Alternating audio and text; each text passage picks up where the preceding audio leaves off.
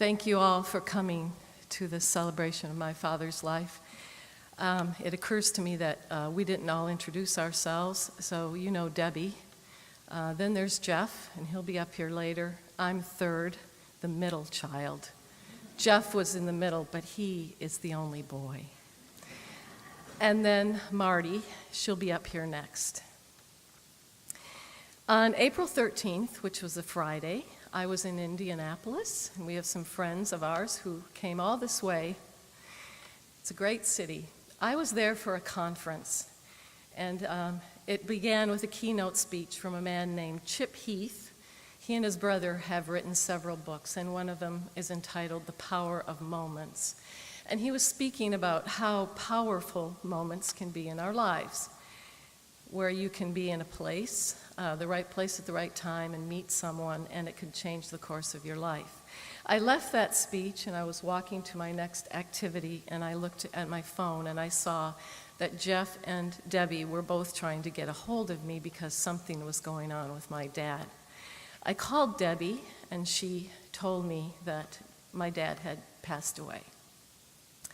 And I did what I think most people do when someone in their life, someone they love, has passed away. And I started reflecting on his life, and it occurred to me, the speech that I had just listened to, The Power of Moments, I realized my dad was a man of moments. He was a man who lived in the present time. He took moments and took advantage of them. He didn't dwell on the past. He didn't think too much about the future. And he made moments count in his life and in the lives of others.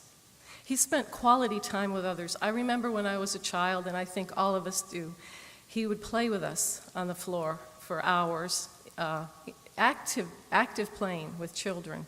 And Joel already mentioned the games that he would play. And the donut story is also interesting because every city he went to, he would go to the donut store, and he would get to know the people in the donut store. So when he would come to visit us in California, there was a donut store down the street. You had to drive there, but he would go there.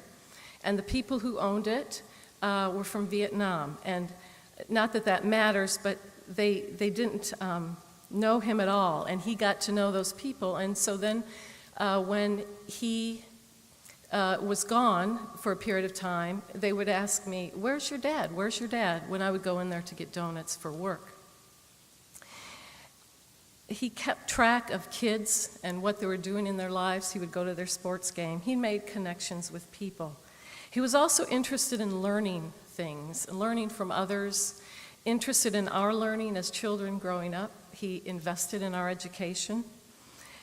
As you know, he liked to fellowship with others. He was often the last to leave. He would talk and talk. My mom would sometimes get a little bit discouraged not discouraged, I think maybe frustrated sometimes. "Come on, Jack, come on, hurry up and get out of here." That happens in my life too.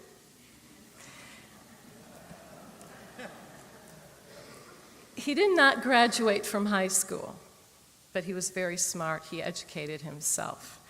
And he loved to read. He read a lot.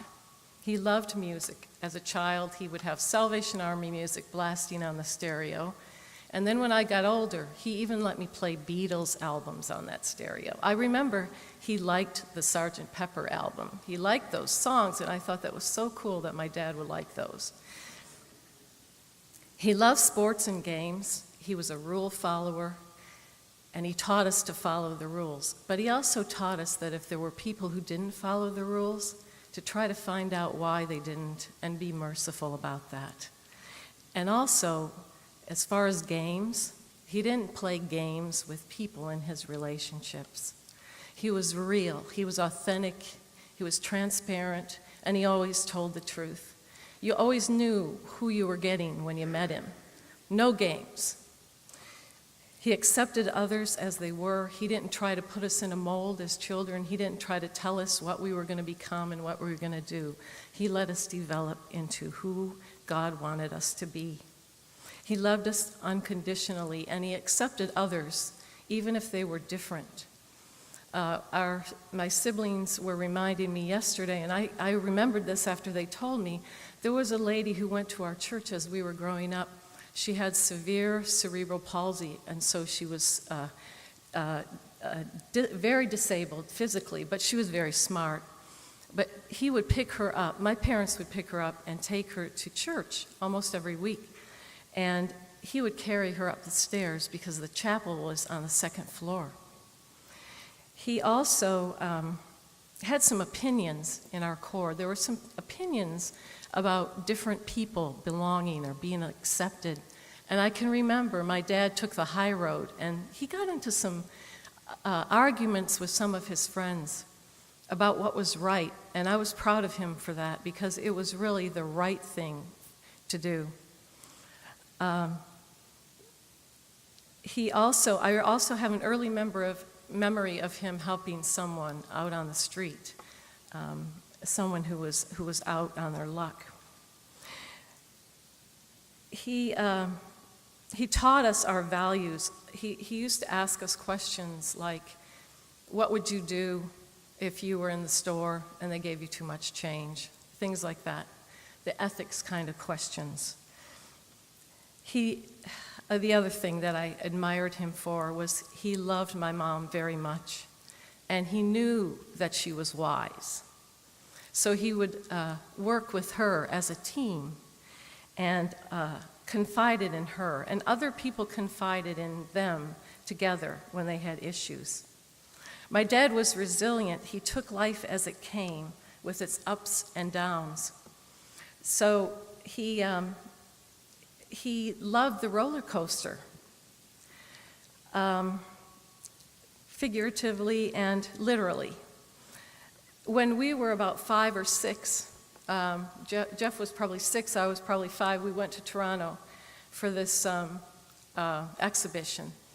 And we went on the roller coaster, and I remember it was my first time, I think it was Jeff's as well. And I don't remember if we wanted to go on the roller coaster, but we did. Dad may have said, "You're going on it." And we were in a seat, Jeff and I, and Dad was behind us. I don't remember any of the rest of the family. All I remember is this, that Dad was behind us in the seat. And I was sitting there totally scared to death. And this was a big roller coaster.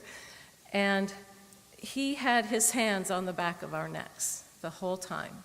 And I was, of course, hanging on for dear life on the bar in front of me. And I can remember thinking at the time, how in the world could he sit there and hold on to us while the rest of us were scared to death?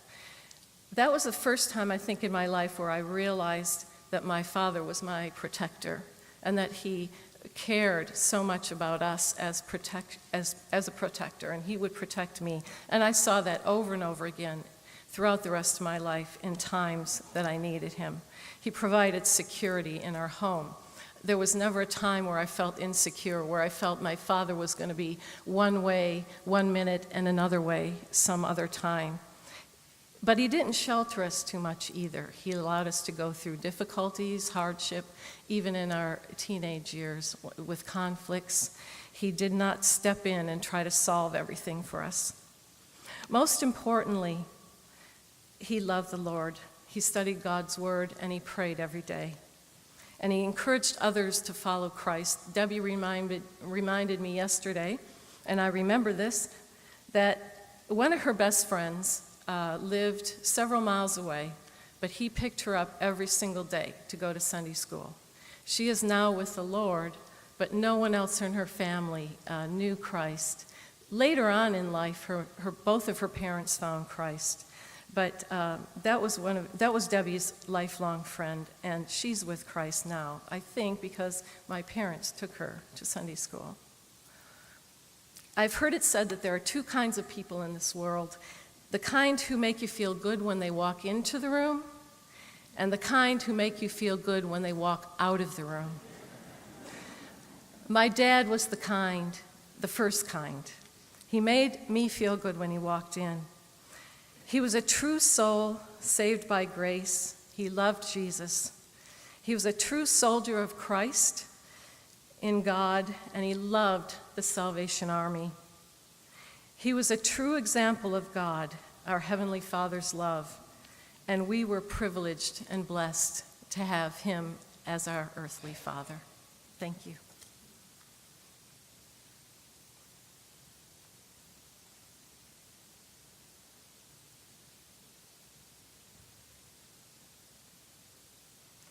Well, I am the last one to speak, and a lot of the items that you've already heard were items that I was going to speak about, so I might be pretty short.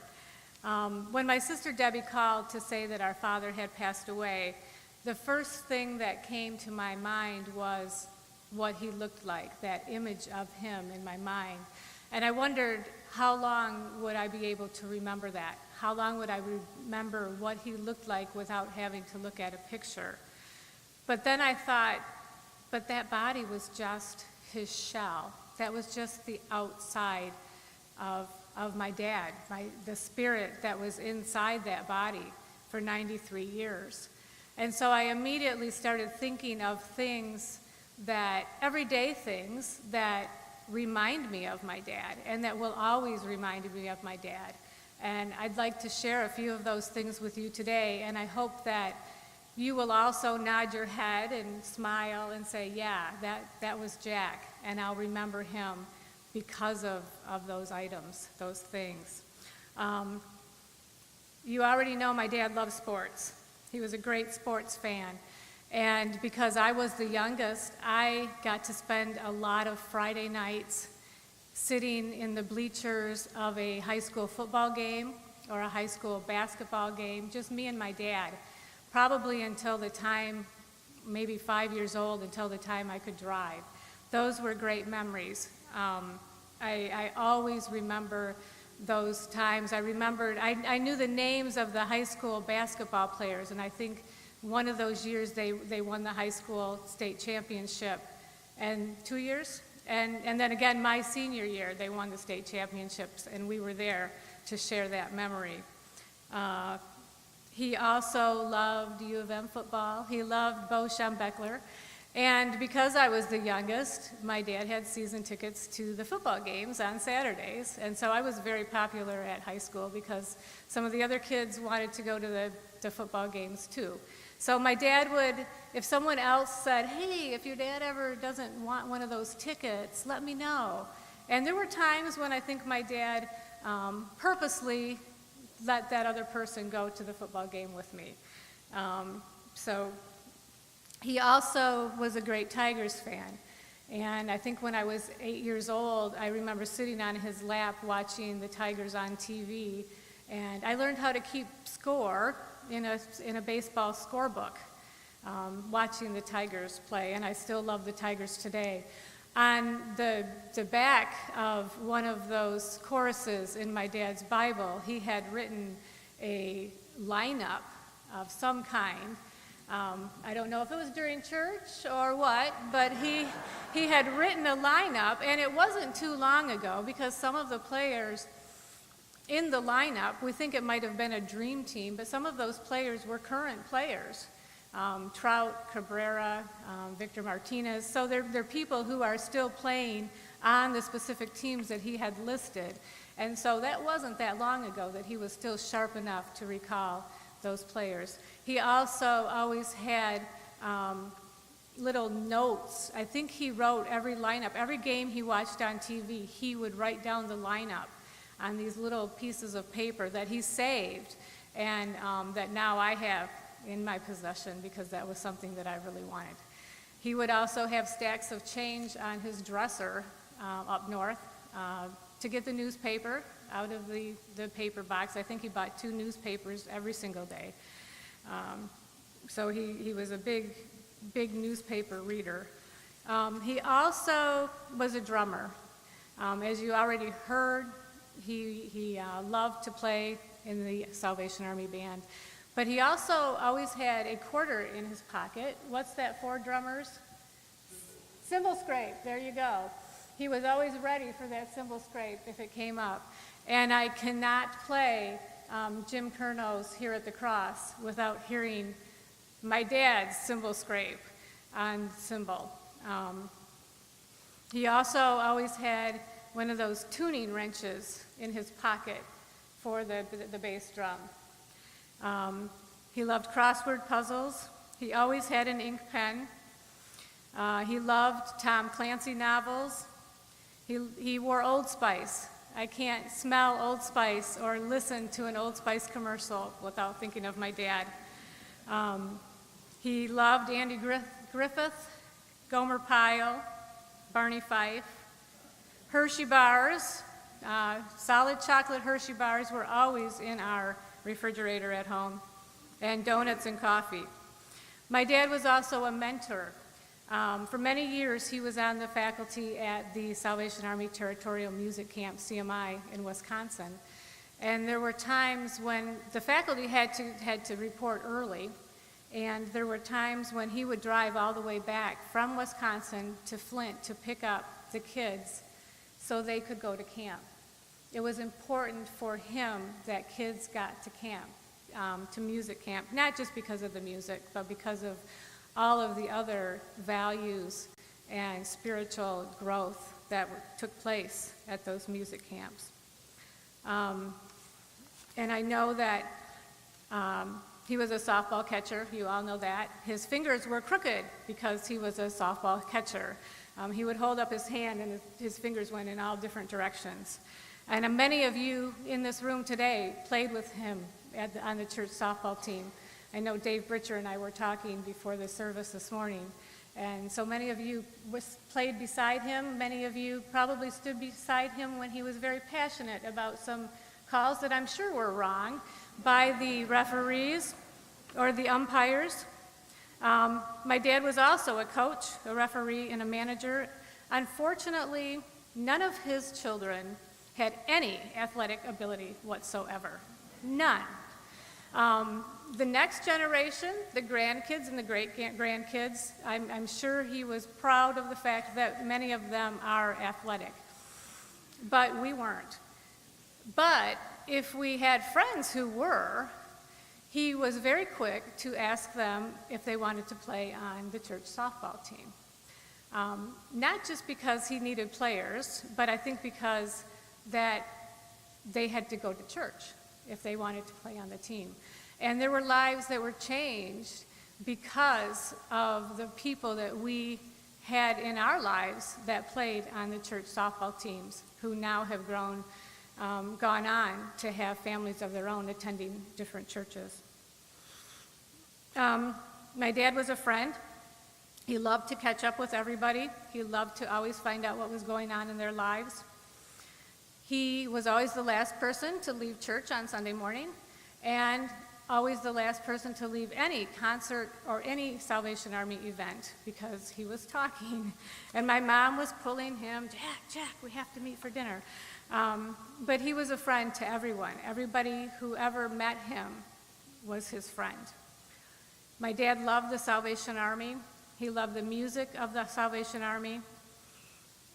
He was a wonderful great-grandfather, grandfather, father.